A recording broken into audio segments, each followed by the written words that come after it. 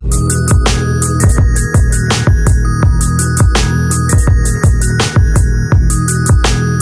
Shipping corporation 35 से 135 हो सकता है तो बीपीसीएल तो कुछ हुआ ही नहीं है।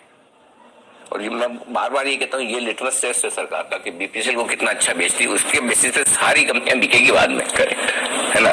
तो बीपीसीएल को बेचने में सरकार कोई कसर छोड़ेगी नहीं, ढंग से बेचने में, ये मान के चलिए। हाँ, और अगर बीपीसीएल, लोग दबी जबान में बात करते हैं, कुछ कंसल्टेंट 700-800 रुपए की भी रिपोर्ट दे रहे हैं, आई डोंट नो सही है गलत है मुझे नहीं पता, लेकिन कई लोग वैल्यूएशन लैंड का निकाल कर, बिजनेस का निकाल कर जो गिनते हैं, जो भी हो सस्ते में तो नहीं बिकेगा, बहुत क्लियर है। सो आई एम श्योर कि बीपीसीएल यहाँ से भी एक अच्छा इन्वेस्टमेंट है।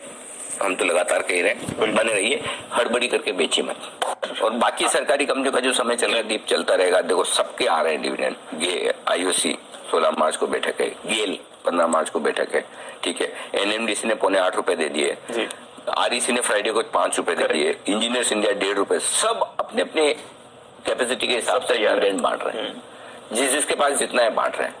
तो बड़े डिविडेंड आ रहे हैं। सरकारी कंपनियों का साल है, बार बार कह रहा हूं, पहली तारीख से कह रहा हूं, बिल्कुल जो पैसा सरकारी कंपनी में इस साल बना है और बनेगा वो कहीं नहीं बनेगा। आज भी 2 बैठक है सर, पीएससी और राइट्स की भी है, बराबर। तो दमदार एक्शन है। ये एक थीम जो अनिल जी ने आपके लिए आइडेंटिफाई करी है साल की शुरुआत से, स्पेशली बजट के बाद से, वहां पर भरोसा रखिए। बाकी छोड़ रहा है, एमटीएनएल आईएससी जैसे शेयर 20-40% बढ़ गए ऐसे, देखते देखते आपके सामने। वैल्यू जहाँ है, अब बात वही होती है, वैल्यू है, वो वैल्यू कब अनलॉक होगी, कब जब जैसे जैसे आपके देखिए किस तरह 500 रुपए बढ़ गया आपके देखते देखते बीएमएल का शेयर। भेल देखिए 30-40, हम 35-40-30 हर रुपए में जब ध्यान सेफ्टी पर रिकमेंड 40 का 30 हुआ तो लोग ऐसे बोलते हैं अरे ये क्या हो गया, आपने ये क्या कर दिया, वो क्या कर दिया। आज देखिए 55 और ये 70 भी हो जाएगा देखते देखते आप। करेक्ट। तब पेशेंस चाहिए, सरकारी कंपनियों में आपको पेशेंस चाहिए। 8 रुपए में मुझे याद है पहली स्टोरी की थी हमने एमटीएनएल 8 रुपए में। करेक्ट। तब लोगों से आप सिंगल डिजिट पेनी स्टॉक पे स्टोरी करते हैं। अरे भाई सर स्टोरी क्या करते हैं आप देखिए, अब 3 गुना हो गया है वहां से है वैल्यू। और अगर आपके लोग आपको पैसा कमाना है, कमाइए, नहीं कमाना कोई बात नहीं, आपके लिए एमटीएनएल ही क्यों, बाकी बढ़िया बढ़िया कंपनियां भी है, वहां लगे ये पैसा बन रहा है, सब जगह बन रहा है। आईआरसीटीसी जैसी कंपनी में भी बनता है, सरकारी कंपनी में, एमटीएनएल जैसी में भी बनता है, आपकी चॉइस है। जमाने में कोई देखता नहीं था। सिद्धार्थ जी, ग्रेन्यूल्स के लिए क्या ये बड़ी गेम चेंजर है? और चुपचाप जिस तरह से पैरासीटामोल के दाम बढ़े हैं किसी को अंदाजा नहीं और लोगों ने देखा नहीं। ये ग्राउंड रिपोर्ट हमने पूरी रिसर्च करके निकाली है कि कोविड के पहले दाम था 280 रुपए प्रति किलो, जिसमें ये ग्रेन्यूल्स पैरासीटामोल का चूरन बेचते थे। अब दाम हो गया 500 रुपए से ऊपर। बताएं, ग्रेन्यूल्स स्टॉक नीचे और पैरासीटामोल के दाम ऊपर, क्या एकदम परफेक्ट लेवल है खरीदने का? एकदम सही याद रखा हमारे बारे में। और 180 रुपए से रेकमेंड कर रहे हैं ग्रेन्यूल्स।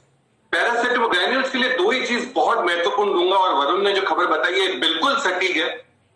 एक चीज कि यूरोप में इनका बहुत अच्छा एक्सपोर्ट होकर वहां से रियलाइजेशन बहुत बेहतर हो रहे हैं, और दूसरा इनके मार्जिन बम्पर बढ़ेंगे आने वाले समय में, जो वरुण भी बता रहे हैं। ग्रेन्यूल्स में बिल्कुल खरीदारी करिए, और टारगेट जो आपको रखना है 455 का ऑलरेडी मल्टी बैगर बन चुका है 180 से, तो यहां से भी 455 का टारगेट रखना चाहिए। 455 455 के टारगेट के लिए ग्रेन्यूल्स में करनी खरीदारी। फिर बताइए क्या बड़ा एक्शन हुआ है कौन में, प्राइवेटाइजेशन की तरफ से क्या बड़ा एक्शन हो रहा है?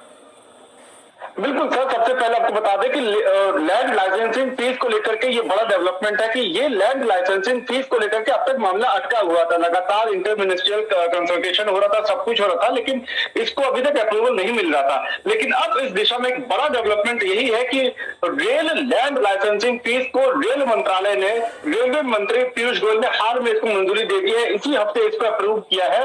और ये लैंड लाइसेंसिंग फीस को अप्रूवल का सीधा मतलब ये है कि अब कौन के प्राइवेटाइजेशन में राह काफी आसान हो गई है। हाल ही में नीति आयोग के साथ में कंसल्टेशन किया, उसके पहले इंटर मिनिस्ट्रियल कंसल्टेशन हुआ, और उसके बाद में जाकर के ये पता चला है कि अभी इसी हफ्ते रेल मंत्री पीयूष गोयल ने रेल लैंड लाइसेंसिंग फीस को अप्रूवल दे दिया है। भारतीय रेलवे के लिए लैंड जो उसका सबसे बड़ा एसेट है, उसमें क्या लाइसेंसिंग फीस रहेगी, उसके किराए की दरों को क्या कैसे निर्धारित किया जाएगा, ये जो अभी तक टेंस फंस रहा था, इसको क्लियर करते हुए सरकार ने लैंड लाइसेंसिंग फीस को मंजूरी दे दी है।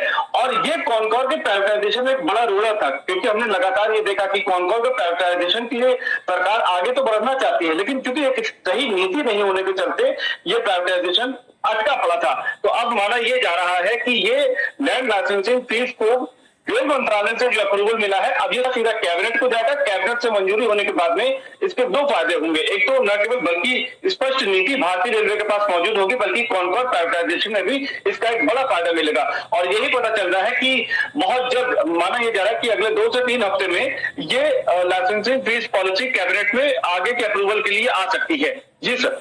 ओके, तो ये है बड़ा डेवलपमेंट कॉनकोर के लिए आता हुआ। कॉनकोर के डाइवेस्टमेंट की तरफ से रेलवे मंत्रालय के लिए एक ग्रीन सिग्नल आ चुका है लैंड लाइसेंस पॉलिसी को।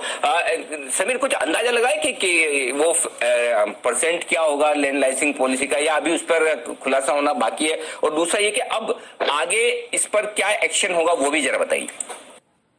कि क्या दर तय की गई है या क्या परसेंटेज डिसाइडेड है, इसको लेकर के अभी स्पष्ट तौर पर तो कुछ नहीं कहा जा सकता, लेकिन आगे का एक्शन इस पर अब यही है, क्योंकि रेलवे मिनिस्टर ने इसको अप्रूव कर दिया है और यहां से सीधा कैबिनेट को भेजा गया है। और कैबिनेट भी जाहिर तौर पर जिस तरीके से मोदी सरकार का काफी अग्रेसिव प्लानिंग है डिस इन्वेस्टमेंट को लेकर के, तो कैबिनेट ऐसे बहुत देर तक बैठा रहेगा, इसकी संभावनाएं बहुत कम है। तो माना यह जा रहा है कि अगले 3-4 हफ्ते में या महीने भर के भीतर इस अहम पॉलिसी को कैबिनेट से भी अप्रूवल मिल जाएगा। आपको बताते हैं कि आईडीबीआई बैंक के पीसीए से बाहर होने के बाद क्या इंपैक्ट हुआ है, ये डिटेल बताने के लिए देवांशी हमारे साथ जुड़ रही हैं। बताइए देवांशी। आईडीबीआई बैंक के लिए आज एक पॉजिटिव खबर आती हुई दिखी, यानी कि आरबीआई ने आईडीबीआई बैंक को पीसीए श्रेणी से बाहर कर दिया। अब जो प्रॉम्प्ट करेक्टिव एक्शन होता है, इसके चलते काफी रेस्ट्रिक्शंस लगते हैं बैंक पर, लेकिन अब वो जितनी भी पाबंदी थी वो हटती हुई दिखी और इसी के चलते ये पॉजिटिव खबर है। मई 2017 में ये बैंक पीसीए में एंटर होता हुआ दिखा था। इसके काफी ज्यादा ग्रॉस एनपीएस थे और साथ ही काफी घाटा भी करता हुआ दिखा था। रिटर्न ऑन एसेट्स भी काफी ज्यादा नेगेटिव थे और इसी के चलते ये पीसीए में एंटर करता हुआ दिखा था। आरबीआई ने इसको पीसीए श्रेणी में डाला था, लेकिन अब धीरे धीरे इसमें लगातार सुधार आता हुआ दिखा और हमने ये जो टर्न अराउंड है इस बैंक में वो LIC के जो इन्होंने हिस्सा खरीदा है उसके बाद आता हुआ दिखा। मैं आपको बता दूं कि FY20 के चौथे तिमाही में पहली बार करीब 14 या 15 क्वार्टर के बाद हमने देखा कि इस बैंक ने मुनाफा दर्ज किया था करीब 135 करोड़ का, और उसके बाद लगातार इस बैंक ने सुधार दिखाया है। अगर पिछली तिमाही की बात करें तो हमने देखा है कि 378 करोड़ का मुनाफा बैंक की तरफ से आता हुआ दिखा था। और यही नहीं, जो ग्रॉस एनपीएस नेट एनपीएस है उसमें भी 30 गिरावट आती हुई दिखी और इसी के चलते अब वो पीसीए से बाहर होता हुआ दिखा है। आने वाले समय में जो कैपिटल की रिक्वायरमेंट है वो पूरी करती हुई दिखेगी और इसी के चलते वो पीसीए से बाहर निकलता हुआ दिखा है। अब इसके अलावा आप देखिए जितने भी 3 और बैंक्स हैं जो ऑलरेडी पीसीए में हैं, लेकिन उम्मीद यही है कि अब आईडीबीआई बैंक बाहर निकल गया है तो ये 3 बैंक्स भी बाहर निकलेंगे, क्योंकि अब इसका भी क्राइटेरिया पूरा होता हुआ दिख रहा है। सबसे पहले तो सेंट्रल बैंक, यूको बैंक और साथ ही आईओबी, ये 3 बैंक्स हैं जो कि पीसीए की श्रेणी में फिलहाल हैं, लेकिन इसके भी ग्रॉस एनपीएस और साथ ही नेट एनपीएस में लगातार सुधार होता हुआ दिखा है। अगर आपको पीसीए में कोई भी बैंक रहती है तो 6% से ज्यादा नेट एनपीएस होते हैं बैंक्स के, और साथ ही रिटर्न ऑन असेट्स लगातार 2 साल के लिए अगर नेगेटिव होते हैं तो पीसीए श्रेणी में आता है, लेकिन लगातार सुधार इन तीनों बैंक्स में भी आता हुआ दिखा है। तो अब माना यही जा रहा है कि सारी बैंक्स की जो निजीकरण है उसमें काफी आसानी होती हुई दिखेगी और सरकार अपनी हिस्सेदारी बेच सकती है। तो इन ऑल आप देखिए ये सारे बैंक्स पॉजिटिवली ट्रेड करते हुए दिखे, स्पेशली